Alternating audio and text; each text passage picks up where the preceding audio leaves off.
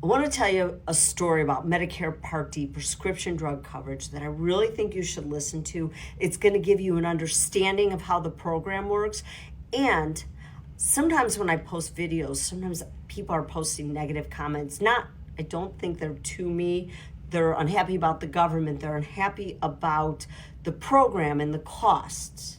So here's an example where you're going to see that the government, they were trying to do something positive for the people on Medicare with the Inflation Reduction Act. And I want to explain to you how it impacted a client of mine.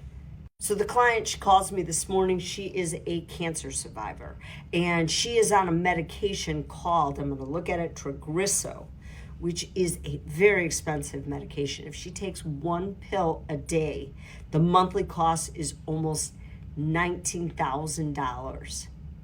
So what's happened all these years is that she was on a plan where she didn't have to fill this drug through her plan in the last year or so because the manufacturer was covering the cost of the medication.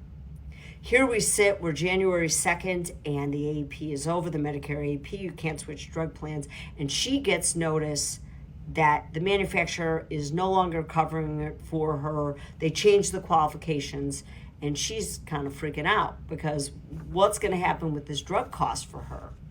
So I wasn't the agent that put her into that plan. I helped her with her supplement. But what I did is I was able to take the drug, go into my software, input that drug, and figure out what's going to happen to her.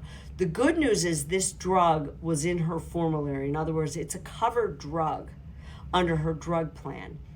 And then what happens is, even though it's $18,000, $19,000 a month, the way this new legislation is drafted, the max out of pocket in 2024 that you can spend on copays, deductibles, not including premium, is around $3,300. So here is this drug that is really expensive, and she will not spend that kind of money that she was fearful that she was calling me about. And then the good news is this legislation for 2025 is lowering that cap from $3,300 down to $2,000 a year.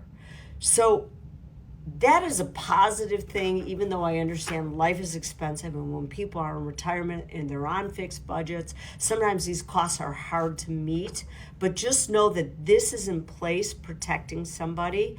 And luckily in this scenario, this particular drug was in her formulary. The other thing actually to think about this is when you are choosing a drug plan and you are on an expensive drug and you're getting some sort of subsidy or you're getting the drug through the manufacturer, always make sure that you are also enrolled in a plan where that particular drug is in the formulary, because things can change. And if that was the case in this scenario, I'm not sure exactly what would have happened, but it would have been a very, very big expense for her.